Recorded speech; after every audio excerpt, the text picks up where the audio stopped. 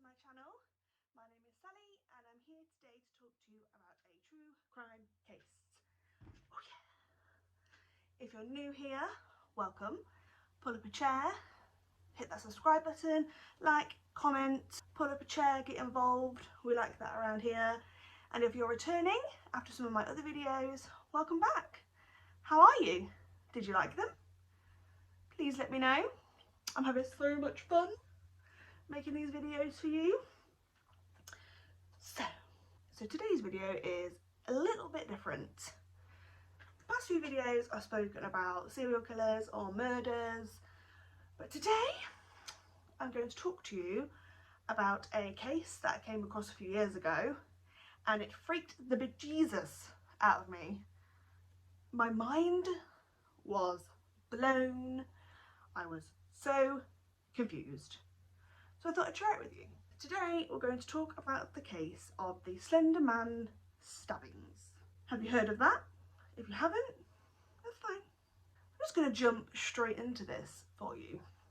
And the case today comes out of Wisconsin, precisely Waukesha, and it is about two 12-year-old girls who tricked their friend into going into the local St. David's Park and stabbing her 19 times. Luckily, the victim survived. Very luckily, some of the stab wounds missed major arteries and one was like a millimetre away from the major artery in her heart, so she's very lucky she survived. And also, she's just a little doll. She's so cute and she forgives them. She's just a hero. She's so strong. Now you might be wondering, why? Why did two 12-year-old children decide that they were going to try and kill their friend? And I'll tell you why. Slender Man is why. Do you know who Slender Man is? Because I didn't until a few years ago. And just the picture of him is enough to make you lose sleep. So creepy.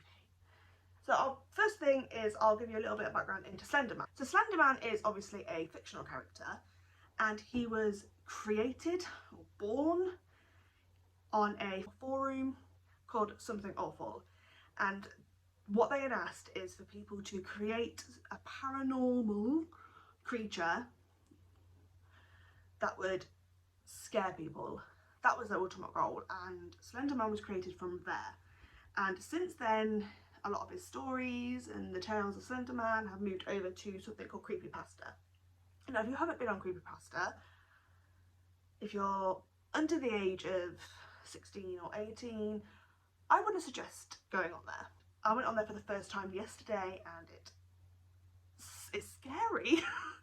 Some of the stories are just the creepiest stories I've ever seen in my life.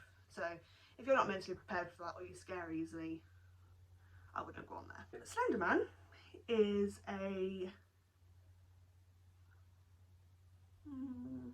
man, I guess, and he's basically a very tall man, and he's suggested to be between 6 feet and 14 feet tall. He always wears a black suit and he's faceless. He has no face, it's just like it's white, and in some of the stories that you read he has tentacles that come out of his back that he uses to attack children.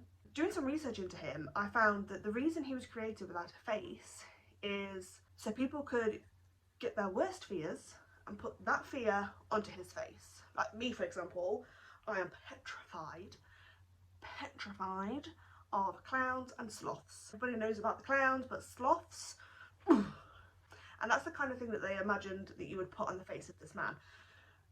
But I've noticed that a lot of people just see him as a faceless man, and I think that is just as terrifying. So he is essentially made to scare people.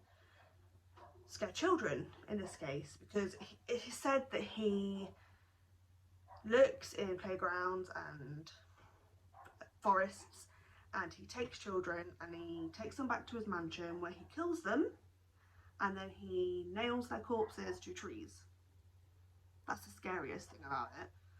But also another story, it's strange because in other stories it is said that he actually takes children who are having a difficult time, that are struggling, that are being abused, and he takes them to the mansion and he takes care of them, and then when they turn 18 he releases them back into the world, where he completely wipes their memory of anything that happened in their childhood. So that was not as scary. That kind of makes Slender Man look like a hero. So it just depends what you want to believe, I guess. It depends what kind of stories you like. For me, I'd like to think that he was nice. But the way he looks. So the main thing about Slender Man is the fact that he can create something that is called slender sickness. And this is where he can create amnesia, coughing fits, he can read your mind, and just generally gives you paranoid behaviour. And that's what people interpret him to do. That's what he does. A little side note, right? He kind of reminds me of the story that I heard when I was in my late teens about the real story about Pied Piper, where when Pied Piper went into a village that was infested with rats, and he said to the king, I can get rid of the rats for you, and they said okay, and he wanted a small payment for that. He blew his little flute and the rats followed him and he led them to the sea and they all drowned. And then the king decided he wasn't going to pay this guy, he's a fucking weirdo, so they didn't pay him. So what he did is he played his flute again on a different tune and got all the children to follow him, and they locked him in a cave. That's kind of essentially what I would say is like the same. Outside the online fiction of Slender Man, he has actually kind of come into like the real world. He's been in a lot of video games, like he was in Minecraft. It's also believed that he's actually in some Disney films, and if you look really carefully you can see him. And I'll see if I can find a picture, because I saw it earlier and he's in, I think it's Rapunzel, so Tangled, and you actually see him. And then in 2012 he actually had his own game released. Yay! Yay for him! And in this game, young people will go around a forest in the dark looking for clues and collecting papers, and then obviously at some point during the game he'll jump out and scare the absolute crap out of you. It's definitely a jump scare, and I don't know if this is surprising or not, but that game itself, the Slender Man game, was actually purchased or downloaded 2 million times in the first 6 months. And the reason that he's part of this case is because the two 12-year-olds that committed the crime, whose names are Anissa Weir and Morgan Geyser, claim that they tried to kill their friend Peyton, or Bella as she is known to them, because Slender Man told them to. And that if they didn't kill somebody, then he would kill their families. And they believed that. So that's why they did it. So very quickly, I'm just going to touch on the background of the girls. Morgan was born on the 16th of May 2002.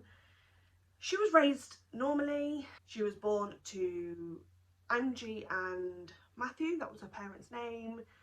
She lived a normal life, she had friends, and she met Peyton / Bella when she was in the 4th grade, I believe, and they become fast friends and they took care of each other, and it was a lovely little friendship that they had. And then a few years later, Anissa came onto the scene and she met Peyton on a bus or at a bus stop, and they realised after some talking that they both had a fascination with Slender Man and with the website Creepypasta. So they bonded over that.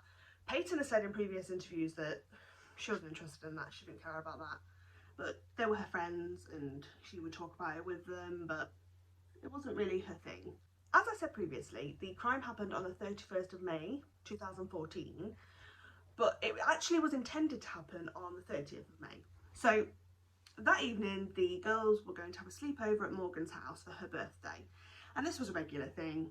They had a lot of sleepovers and did a lot of activities, and on that night the girls were taken to the roller skating rink and they were having fun and playing and being 12-year-old girls.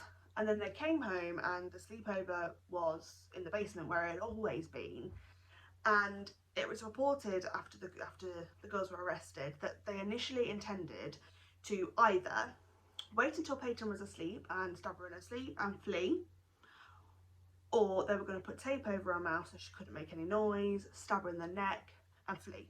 And we don't know 100% why they didn't do it that night, but they didn't. They backed out, and Morgan actually did say in her interview that she said to Anissa, we'll let Peyton have one more day. We'll let her live one more day. On the 31st of May 2014, the girls woke up as normal. They had breakfast with Morgan's mum, and they asked her could they go to the park. Morgan's mum was like, yeah, sure. It's literally, I think, one street away. Morgan did take a 14-inch, I think it was 14-inch knife from her mother's kitchen, and they went into the park. And on the way to the park, Anissa and Morgan hung back a little bit behind Peyton while she walked in front, and they made a plan that they were going to take her into the bathroom and they were going to slit her throat. And the reason they decided that they were going to do this is because the bathroom had a drain in it, and they, being as naive as they are, thought that all the blood would go down the drain and it would be not a messy scene and they wouldn't leave much DNA behind. So that is essentially what they tried to do. They took Peyton into the bathroom, and there was a bit of back and forth, and then Anissa did actually attack Peyton, and it is rumoured that she smashed Peyton's head off the wall or off the sink. Peyton was quite dazed, and she was asking them, why are you doing this? And they were just laughing. And then again, for some reason, they decided that this wasn't the right chance to do it, and this wasn't the right place to do it, so they stopped.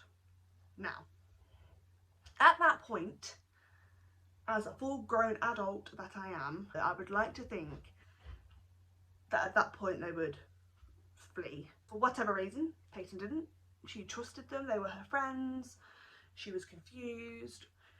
Anyway, they left the bathroom, and Anissa said to Peyton, how about a game of hide and seek in the woods? So this is in St. David's Woods. Peyton agreed, and they went off to play hide and seek. Now, it's unclear from reports that I read online about whether they actually played hide and seek or not, but they decided that now would be the right time to commit their crime. By this point, Anissa actually had the knife. This bit really is absolutely terrifying, because Anissa had made the decision that she wasn't going to kill Peyton, Morgan was. And she told Morgan that her family would die if this didn't happen, and she handed Morgan the knife and said, go wild. That's exactly what Morgan did. While Peyton was stood against a tree, she stabbed her in the arms, legs and chest area 19 times in total. Once she'd finished stabbing this poor girl, she actually said to Peyton, if you lay down, it'll stop the bleeding. I don't know how true that is, but Peyton did as she was told, and she lay down, and Anissa and Morgan told their friend, stay here, we're going to go get you help. Now, this is probably where Peyton was very sensible, because I don't think for a second that she believed them. Not at all. Once the girls had left and they had fled the scene, Peyton decided that it was up to her to save her own life. So, using all the strength that she had, this little 12-year-old, cute as a button girl dragged her body, forced herself to go to a clearing at the woods where there was a path. She got to the path, and luckily, and thank God, while she was there, a cyclist rode past and found her struggling to breathe, and he called 911, and she was taken straight to hospital. So thank the Lord, she was saved. Peyton did spend up to 7 days in hospital, but ultimately she did survive. The girls who had fled the scene were located pretty quickly. They had made it all the way to Interstate 94, and they were arrested at a local furniture store. The girls told the police that they were making their way to Slender Man's mansion, which is absolutely ridiculous, because Slender Man's mansion is said to be hundreds of miles away from where they lived, and they thought they were going to be able to walk there. That just shows their mental state at the time. There was not a chance that they were going to get away with this and walk 200 miles within that same day, which they thought they did. When they were found and arrested, the knife was still on their possession, and Morgan had absolutely zero remorse for the crime that she had committed. she did not give a flying banana that she had attempted to kill this young girl. In fact, in their minds, they thought they'd killed her. So their friend that they thought had died in the woods, she didn't give a crap. Whereas Anissa was a little bit more upset. I mean, initially, no one was sure whether she was actually upset because she got caught or whether she was upset because she'd done this to her friend. And I guess we'll never know, to be honest, because she's never mentioned it. So this is where it gets a little bit more complicated. The girls were obviously charged for attempted murder of Peyton Lautner.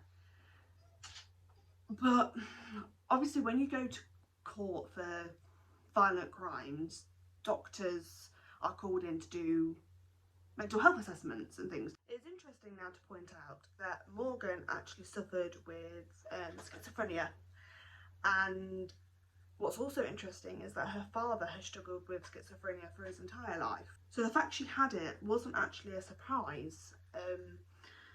I mean, it's obvious that she wasn't okay. She, during interviews, would speak to herself or speak to somebody else in the room, so she was obviously hallucinating. She had no remorse, she had no empathy. Many traits of somebody that had schizophrenia. So she was diagnosed as having that. So now she could put in a guilty plea, but with diminished responsibility, and that's exactly what she did. And Anissa also did the same thing, although her interviews were more remorseful, I don't know, empathetic, I guess. I mean, she knew she'd done something wrong, but I don't really know whether she felt sorry. So in 2017, it finally went to trial. Morgan pleaded guilty to being a party in a second-degree murder, but the jury found her not guilty by mental disease or defect. That isn't surprising. It isn't surprising for either of those girls, to be honest. Both the girls basically received a very similar sentence. Anissa was sentenced to 25 years to life in a mental institution or mental hospital, where that consisted of at least 3 years of locked confinement, followed by communal supervision, probation as we know it in the UK, until the age of 37. Whereas Morgan was given a longer sentence initially, and she was given 40 years with the same conditions as what Anissa had. So she was going to be in a mental institution, and then upon her release, if she was released, until the age of 53 for her, she would be under probation. However, her solicitors did fight this because they didn't see this as fair, because she suffered with mental health issues, and we have no way of knowing basically if she will go on to cause more further crimes, which we don't. In 2018, a Wisconsin judge upheld her sentence of 40 years, but she will actually have an opportunity every 3 months to request her release.